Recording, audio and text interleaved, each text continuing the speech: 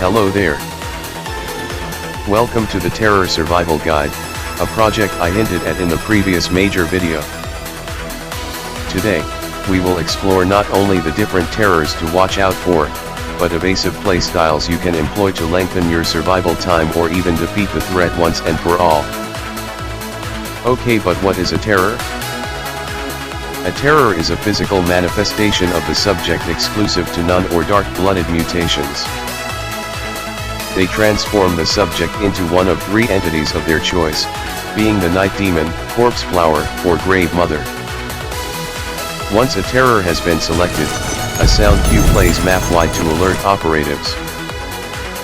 Each terror possesses a primary M1 attack and a secondary M2 attack, the latter having a short cooldown while the former is free usage. Each terror also holds a unique special attack activated by shift alongside another special sound cue. Their cooldowns vary in time for terror and mutation. Terrors are more likely to be used by novices getting used to the game, and are a guaranteed sight during dark-blooded mutations, as the entire gameplay loop revolves around terror usage. In this mutation, their cooldowns are shortened and their total health is increased, as well as the ability to regain health upon eliminations in the terror form. Terrors are usually deployed when either the subject or the mercenary is at a low health status. Their tanky nature allows them to take quite a beating, be it gunfire from all angles or walking through a nano gas chamber. Different terrors have different health pools, however they all exceed 4,500 HP at minimum. After a terror's health has been fully depleted, the subject is unable to retransform into its terror form until reinforcements are called. In the case of dark-blooded games, the death of the terror ends the game and awards a mercenary victory. By collapsing a terror form before reinforcements are summoned, the subject is re-allowed selection of any terror form, restarting with full health. However, by staying in the terror form during reinforcement summonings, they keep their terror form and are unable to change upon terror death. Each terror has a unique death animation. If you would like to see them in detail, you're free to check out the featured video at the end. Terror 1, Night Demon. Primary M1 attack, Cleaver Swing, 90 damage.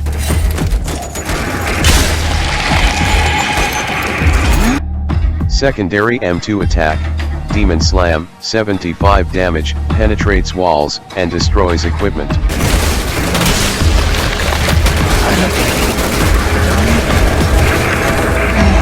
Special ability, Demon Roar, disrupts nearby mercenaries and increases movement speed temporarily.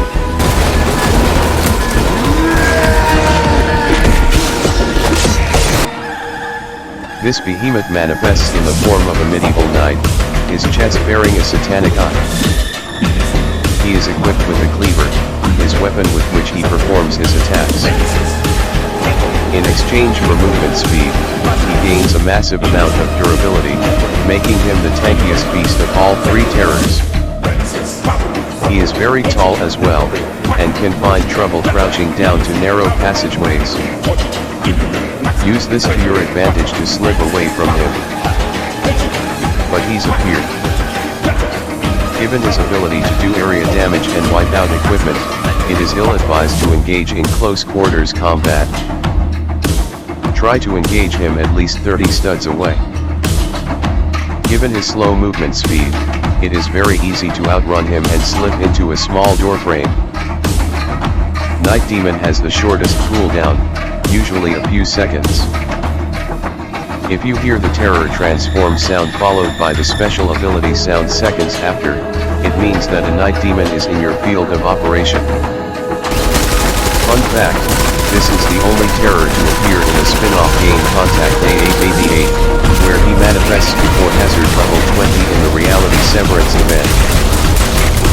His abilities workings have been modified to change the game format, but overall still remains a formidable threat. Terror 2, Corpse Flower. Primary M1 attack, Claw, 70 damage.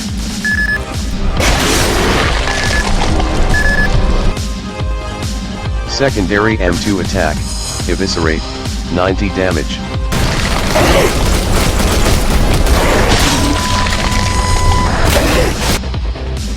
Special ability, Raging Scream, heavily disrupts nearby mercs while increasing own attack and movement speed.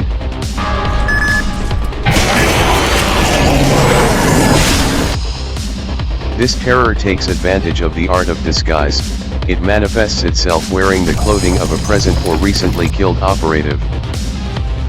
It possesses faster movement speed and the inability to swap weapons.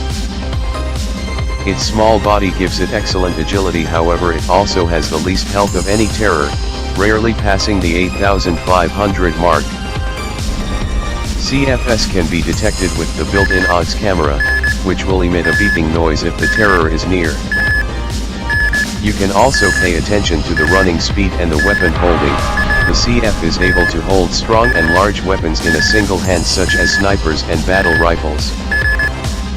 So you've angered it and now it seeks destruction. Fortunately, the CF is only able to attack a single merc at a time, increasing your chance of survival if more mercs are present nearby. Its eviscerate ability is only able to force it in a straight line, albeit at a high velocity, so vehement or quickly changing directions can see you easily evading this threat. CF doesn't have the ability to destroy equipment, so you can gas it with nano grenades and use the sentries as an easy way to chip its health. It's safe to crowd around it and unload bullet storms until it does its raging screech, which heavily blurs your screen and makes it invincible to all damage for about 6 seconds. When this happens, try to distance yourself a bit as it moves a bit faster. Those unable to escape its vicinity will be easy fodder for the flesh. CF's special ability is around 20 seconds, time between the transform and ability to know if the skinwalker is stalking amongst you. Terror 3, Grave Mother. Primary M1 attack, lunge, 65 damage.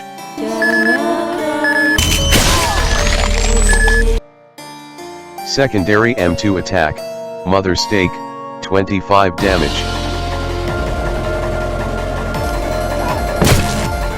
Special ability, Mother's Requiem, summon obelisks map IDE which sap merc help and spawn grave walkers.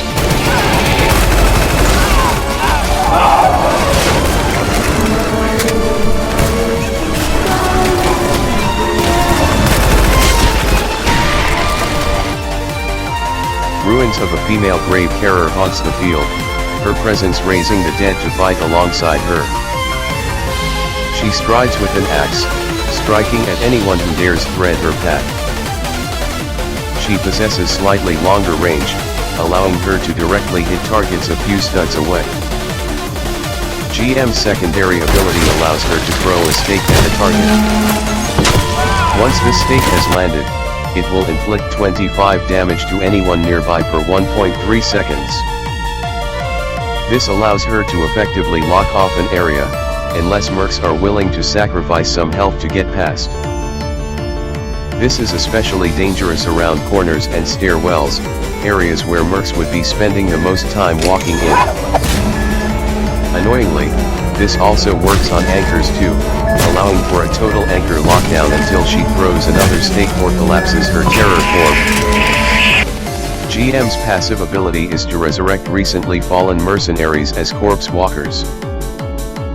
Given this, oftentimes GM users will have the Hellraiser ability, allowing them to create chaos on the battlefield. Her special ability summons map-wide obelisks at the position of every mercenary, sapping their health and spawning grave walkers at their expense. This can prove fatal when crowding occurs, as you can be overwhelmed by a literal tsunami of walkers. Fortunately, GM's special ability cooldown is the longest, about a minute. If you hear the terror transform sound but not the ability within 25 seconds, then a grave mother is haunting the field. Best advice is to spread out to minimize damage once the summon activates. Survival tactics. A sneaky tactic used by many subjects is the shrapnel plus ND M1 combo.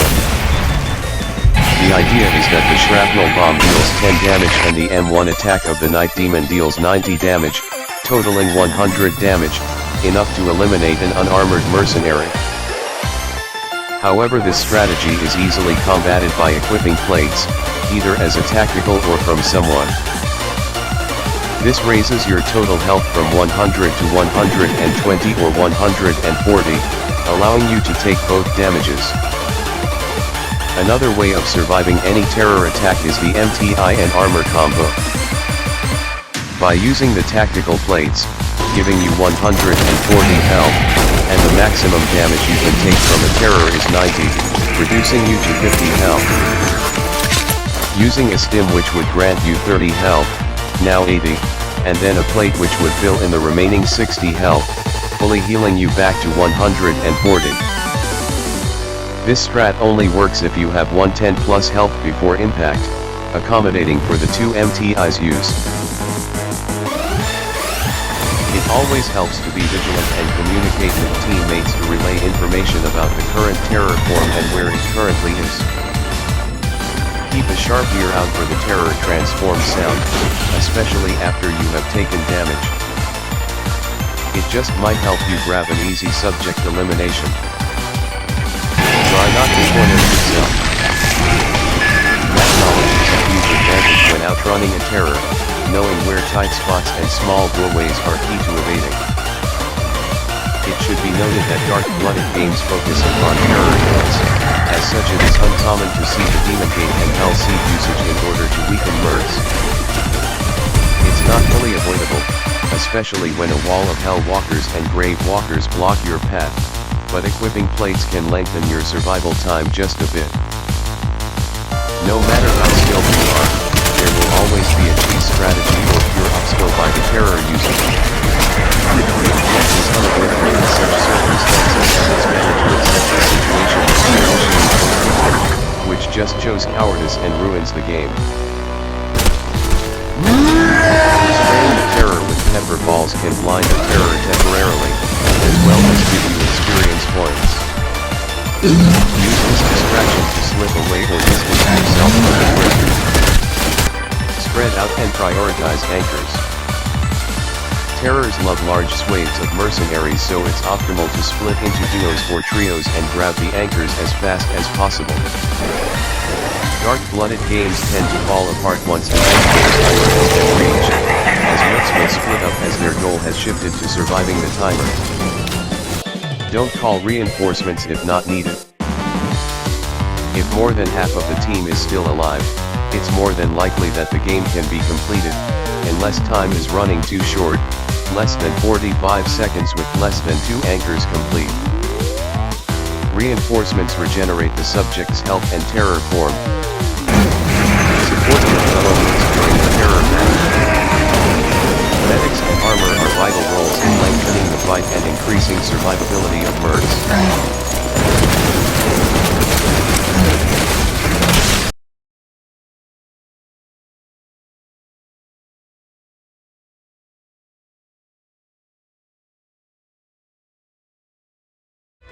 Well, you've made it to the end.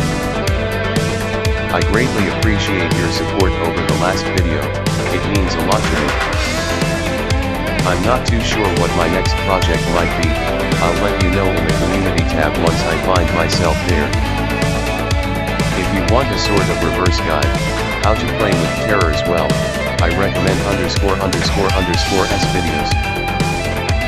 They showcase some easy tips for you to get started with terror gameplay. Until next time, thanks for watching.